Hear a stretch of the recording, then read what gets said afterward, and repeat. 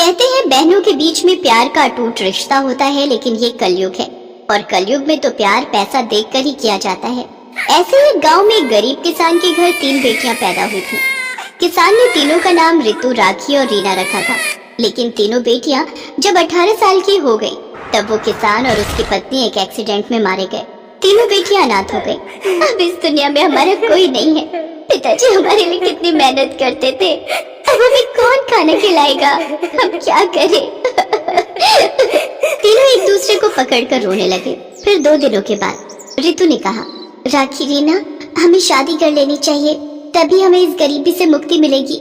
लेकिन हमसे शादी करेगा कौन? हम तो दहेज भी नहीं दे सकते। तो क्या हुआ, आजकल के लड़के लड़की देखते ही फिदा हो जाते हैं। बस अमीर लड़कों को प्यार के जाल में फंसाकर शादी कर लो, बात खत्म। लेकिन रीना को ये बात पसंद नहीं आई। उसने कहा, नहीं नहीं, किसी और के भरोसे क्यों रहना है, हम खुद करेंगे कुछ। तो पागल है क्या रीना? कुछ करने में सालों लग जाएंगे, शादी करने से सब कुछ बना बनाया मिल जाएगा। लेकिन रीना इस बात को मानने के लिए तैयार नहीं थी। रितु और राखी अपने लिए लड़के ढूंढने लगे और रीना कॉलेज की पढ़ाई खत्म करने में लग गई। रितु और राखी ने कॉलेज छोड़ दिया। सोशल मीडिया के जरिए वो दोनों 2 अमीर लड़कों से मिले, सुहास और आकाश। दोनों एक ही अमीर बाप के बिगड़े हुए बेटे थे। रितु और राखी ने उन दोनों को अपने प्यार के जाल में फंसा लिया और कुछ ही दिनों के अंदर उन लोगों ने शादी भी कर ली। ससुराल जाने के बाद रितु और राखी के होश उड़ गए। अरे यार, कितना बड़ा घर है, कितने सारे फर्नीचर है। मैं तो हमेशा से यही सब चाहती थी। दीदी, यहाँ नौकर लोग भी हैं, हमें काम भी नहीं करना पड़ेगा। बहुत मजा आएगा यहाँ पर। अब पूरी जिंदगी आराम से बीत जाएगी। आपका आइडिया मस्त था दीदी। हाँ, मुझे पता है, वो रीना पागल है, अकेले उस गरीब खाने में पड़ी हुई है। रहने दो उसे, पूरी जिंदगी भर वो गरीब ही रहेगी। वो दोनों अपने पतियों के साथ खाना खाने बैठ गए। खाने में चिकन, मटन, पनीर सब कुछ था। रितु और राखी ने पेट भरकर खाना खाया। उधर गरीब झोपड़ी में रीना चावल में पानी मिलाकर खा रही थी। घर में वो बिल्कुल अकेली थी। उसकी आंखों से आंसू टपक रहे थे। आज पहली बार मैं इस घर में अकेली हूँ। पता नहीं वो दोनों अभी क्या कर रहे होंगे। हे भगवान, वो दोनों बस खुश रहे। खाना खाने के बाद वो पढ़ाई करने बैठ गई। अगले दिन वो कॉलेज गई। प्रिंसिपल ने उससे कहा, रीना, तुमने 2 महीने से कॉलेज की फीस नहीं भरी, कब भरोगे पैसे? माफ कर दीजिए सर, मेरे माता पिता का देहांत हो चुका है, इसीलिए नहीं भर पाई। ये सब बोलकर कोई फायदा नहीं होगा। फीस भरो, नहीं तो निकल जाओ इस कॉलेज से। प्रिंसिपल ने रीना को धक्के मारकर कॉलेज से निकाल दिया। रीना को बहुत दुख हुआ। हे भगवान, मैं तो पढ़ाई करके अपना करियर बनाना चाहती थी। क्या इस दुनिया में पैसा ही सब कुछ है? रीना काम ढूंढने लगी, लेकिन किसी ने उसे काम नहीं दिया। अगले दिन सुबह रीना जब घर का काम कर रही थी तब उसके घर के बाहर एक गाड़ी आकर रुकी। गाड़ी में से रितु और राखी बाहर आई। अरे दीदी, आओ आओ, मुझे लगा कि आप लोग इस घर में कभी नहीं आओगे। नहीं नहीं, हमें तो आना ही था, हमें देखना था कि तू किस हालत में है। हाँ हाँ, तूने हमारी बात नहीं मानी। हम देख कितनी बड़ी गाड़ी में घूम रहे हैं। अच्छी बात है दीदी, लेकिन मुझे खुद से कुछ करना है, पति के पैसों से ऐश नहीं करनी है। तू खुद कुछ नहीं कर पाएगी। वैसे कॉलेज नहीं गई आज? वो कॉलेज की फीस नहीं दे पाई ना, इसीलिए कॉलेज से मुझे निकाल दिया। यही होना था। अब कर ले तुझे जो करना है, हम तो पति के पैसों पर ही ऐश करेंगे। वो दोनों गाड़ी में बैठकर चले गए। रीना को अपना पेट पालना था, लेकिन उसके पास ज्यादा पैसे नहीं थे। रीना के पास जितने भी पैसे थे उन पैसों से रीना ने चावल और राजमा खरीदा और बाजार में राजमा चावल बेचने लगी। राजमा चावल खा लो, राजमा चावल, राजमा चावल खा लो, स्वादिष्ट राजमा चावल। 2 महीने बीत गए। रीना राजमा चावल बेचकर अपना पेट पालने लगी और घर लौटकर पढ़ाई करती रही। एक दिन रीना शाम को घर आई और पढ़ाई करने बैठ गई। तभी बिजली चली गई। पूरे घर में अंधेरा छा गया। अरे, आसपास के घरों में तो बिजली है, यहाँ बिजली क्यों चली गई? तभी रीना को याद आया कि 2 महीने से बिजली का बिल भी नहीं भर पाई है वो। लेकिन रीना को पढ़ाई करनी थी। घर में एक मोमबत्ती तक नहीं थी। अंधेरे में पढ़ाई कैसे करूं? पढ़ाई नहीं करूंगी तो मुझे नौकरी भी नहीं मिलेगी। बहुत सोचने के बाद रीना को दुर्गा माँ की याद आई। गांव में दुर्गा माँ का एक मंदिर था। मंदिर तो छोटा सा था, लेकिन मंदिर में हमेशा एक बल्ब जलता रहता था। रीना किताबें लेकर मंदिर चली गई। दुर्गा माँ की मूर्ति के सामने बैठकर बल्ब की रोशनी में वो पढ़ाई करने लगी और पढ़ाई करते करते रीना वहीं सो गई। सुबह उसकी नींद खुली तो उसने देखा मंदिर का पुजारी वहां बैठकर पूजा कर रहे हैं। पुजारी जी, आप कब आए? थोड़ी देर पहले आया हूँ बेटी। तुम सो रही थी, इसीलिए मैंने तुम्हें नहीं जगाया। लेकिन तुम यहाँ किताबें लेकर पढ़ाई क्यों कर रही हो बेटी? रीना ने उनसे सब कुछ कहा। पुजारी ने सब कुछ सुना और रीना से कहा, ठीक है बेटी, अब से तुम मंदिर में ही रहकर पढ़ सकती हो। यहाँ मैं तुम्हारे पढ़ने और खाने का इंतजाम कर दूंगा। तुम बस पढ़ाई करो और दुर्गा माँ को मन ही मन बुलाओ। दुर्गा माँ तुम्हें निराश नहीं करेंगी। रीना घर छोड़कर मंदिर में ही रहने लगी। उसने राजमा चावल बेचना छोड़ दिया और अपना पूरा वक्त पढ़ाई पर देने लगी। उधर उसकी दोनों बहनें ऐशो आराम से जिंदगी बिता रही थी। उन्हें किसी भी चीज की कमी नहीं थी। लेकिन एक दिन रितु के साथ सुहास का किसी बात को लेकर झगड़ा हो गया। आकाश ने सुहास से कहा, भैया, रितु और राखी के चोचले दिन ब दिन बढ़ते जा रहे हैं। हाँ, वही तो देख रहा हूँ। कुछ करना पड़ेगा। इन दोनों को हमारी जिंदगी से निकाल देते हैं। हमें तो कोई भी लड़की मिल जाएगी। तूने ठीक कहा आकाश। अब रितु से मन उठ गया है मेरा। मुझे भी अब राखी पसंद नहीं आ रही है। रितु और राखी को आइडिया भी नहीं था कि उन लोगों के साथ क्या होने वाला है। उसी दिन रीना का इंटरव्यू था। उसने दुर्गा माँ के सामने हाथ जोड़कर कहा, हे दुर्गा माँ, मेरे पास कॉलेज की डिग्री नहीं है। बस मुझे किसी भी तरह ये नौकरी मिल जाए, फिर मैं धूमधाम से आपकी पूजा करूंगी। रीना इंटरव्यू में गई। कंपनी के मालिक ने पूछा, तुम्हारे पास तो कॉलेज की डिग्री नहीं है। तुमने कॉलेज खत्म ही नहीं किया। तुम्हें हम ये नौकरी क्यों दे भाई? सर, मैं गरीबी की वजह से कॉलेज खत्म नहीं कर पाई, लेकिन बड़ी मेहनत से पढ़ाई पूरी की है। आप मुझसे कोई भी सवाल पूछ लीजिए। कंपनी के मालिक ने प्रश्न पूछा और रीना ने सभी का सही उत्तर दिया। उसे नौकरी मिल गई। उसकी आंखों से खुशी के आंसू टपकने लगे। उसने अपने दम पर गरीबी से मुक्ति पा ली। उधर सुहास और आकाश ने दो नई लड़कियों से शादी कर ली और उन्हें घर ले आए। रितु और राखी चौंक गए। सुहास और आकाश ने उन दोनों को घर से निकाल दिया। रितु और राखी रातों रात फिर से गरीब हो गए। वो दोनों रोते हुए अपने पुराने घर में लौट आए और देखा रीना पुराना घर तोड़कर नया घर बना रही है। अरे दीदी, आप दोनों, क्या बात है? तुझे नौकरी मिल गई बहन? हाँ, तो सही कहती थी बहन, खुद के दम पर ही अमीर होना चाहिए। हम गलत थे। कोई बात नहीं दीदी, अब हम तीनों एक साथ रहेंगे। आप दोनों पढ़ाई शुरू कर दीजिए, बाकी मैं देख लूंगी। तीनों एक साथ रहने लगे। रितु और राखी पढ़ाई करने लगी और उन दोनों को भी नौकरी मिल गई। तीनों ने मिलकर बड़े धूमधाम से दुर्गा माँ की पूजा की और इस तरह तीनों बहनें अमीर हो गईं।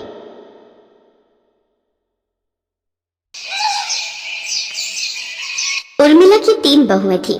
जहां उसकी 2 बहू बेहद अमीर घर से ताल्लुकात रखती थी, वहीं एक बहू बेहद गरीब घर से थी, जिस कारण न सिर्फ उन्हें सास की बल्कि दोनों अमीर बहुओं के ताने भी सुनने पड़ते थे। रोजाना की तरह गरीब बहू रसोई घर के कामों में जुटी हुई थी। सोनल बहू, अरे ओ सोनल बहू, अरे ओ सोनल की बच्ची कहाँ मर गई? आई माँ जी। हाथों में चाय लिए हुए सोनल हॉल में आती है। ये लीजिए माँ जी चाय। क्यों रे मेरी गरीब बहू, चाय बना रही थी या बीरबल की खिचड़ी? इतना वक्त लगता है? माँ जी, अब घर बाहर का सारा काम भी तो इतना है कि दिन भर कठपुतली की तरह नाचना पड़ता है। अरे मेरे जमाने में तो एक अकेली लुगाई घर भर का काम नाच नाच के कर देती थी, और तुझे काम करने में दिक्कत हो रही है। मेरी दोनों बहुरानियों के लिए चाय क्या तेरा बाप लाएगा? माँ जी, दोनों देवरानी भी अब अपना हाथ पांव चला सकती हैं। क्यों, तेरे हाथ पांव में घुन लगा है? चुपचाप जाओ चाय लेकर आ। जी माँ जी। सास की बात सुनकर सोनल रसोई घर आती है। जाने सासू माँ मेरे साथ ही ऐसा बुरा बर्ताव क्यों करती हैं। ऐसा जान पड़ता है मैं इस घर की बहू नहीं बल्कि बाई हूँ। आजकल के दौर में लोग उनसे भी बेरुखी से पेश नहीं आते होंगे। जाने ये 2 रिहायशी तितलियां ऐसी कौन सी पट्टी पढ़ाती है माँ जी को, जो माँ जी इनका तो गुणगान करती हैं और हमारी गरीबी की हंसी उड़ाने का एक मौका भी नहीं छोड़ती। खैर, यूं दिल ही दिल कुरने से कुछ नहीं होगा, क्योंकि हम गरीबों को तो पूछने वाला कोई नहीं होता। गरीब बहू की बेबसी उसकी बातों से साफ जाहिर हो रही थी। जहाँ गरीब बहू की दशा नौकरानी से भी बदतर थी, वहीं 2 बहुएं छोटी होने के बावजूद सारा दिन बस हुक्म चलाती। समय के साथ सर्दियों का आगमन हो जाता है। हॉल में बैठी उर्मिला की दोनों अमीर बहुएं कहती हैं, सासू माँ, सर्दियाँ आ चुकी हैं। आप तो जानती हैं कि सर्दियों को लेकर मेरे कितने शौक हैं, इसलिए मैंने डैडी से कहकर चारों के लिए न्यू हीटर मंगवाए हैं, ताकि हम चारों ठंड से बच सके। माँ जी, कल ही मैंने भी सर्दियों की खूब सारी शॉपिंग की है। ये देखिए, खास आपके लिए पश्मीना की शॉल लाई हूँ। तोहफे देना क्या तुम दोनों बहुओं को ही आता है? मैंने भी तुम दोनों के लिए नई रजाई बनवाई है। माँ जी, इसकी क्या जरूरत थी? अरे जरूरत कैसे ना थी, तुम्हारे कमरे की रजाई पतली हो चली है।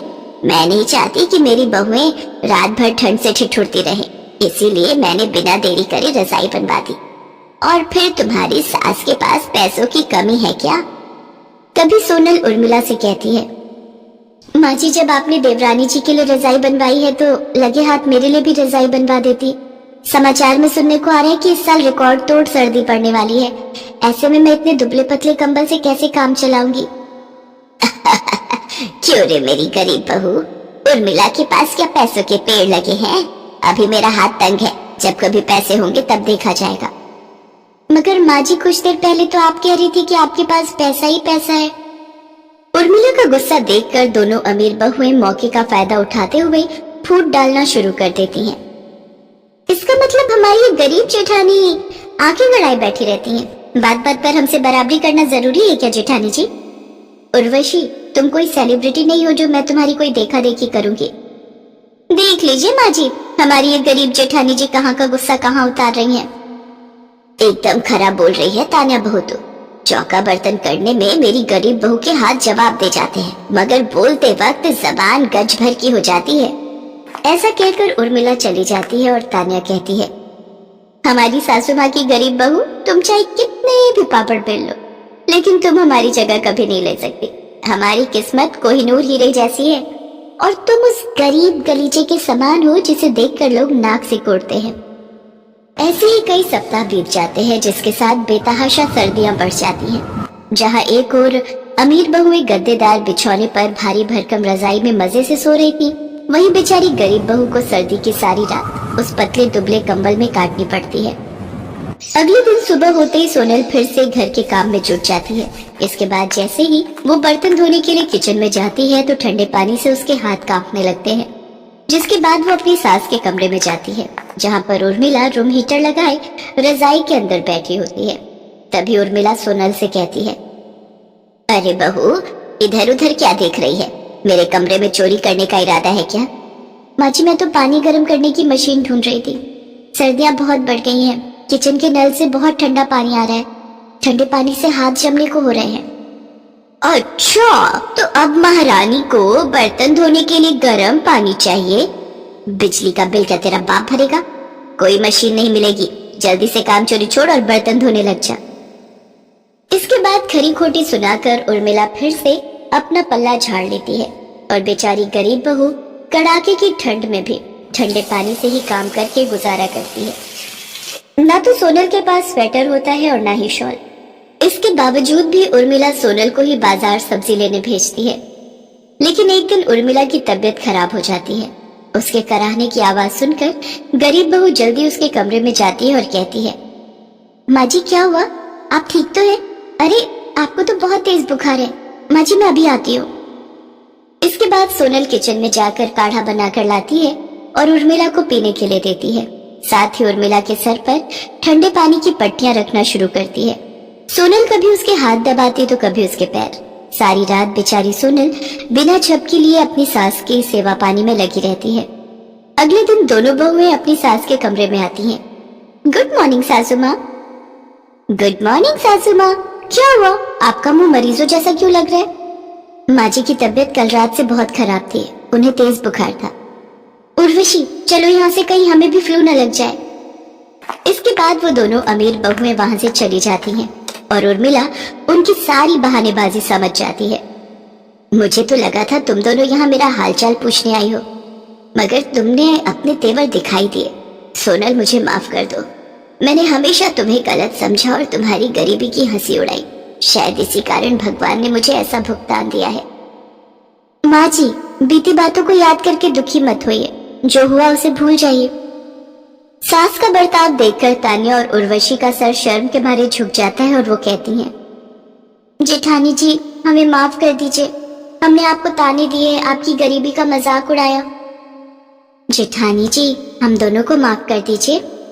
ऐसा मत कहो, मैंने हमेशा तुम्हें अपनी बहनें माना है। फिर वो तीनों आपस में गले लग जाती हैं और इसके बाद सारा काम मिलजुल कर करती हैं। हेलो दोस्तों, कैसे हैं आप सब? हमारी कहानियाँ देखने के लिए हमारे चैनल को सब्सक्राइब कीजिए और हाँ, बेल आइकॉन पर क्लिक करना मत भूलिएगा।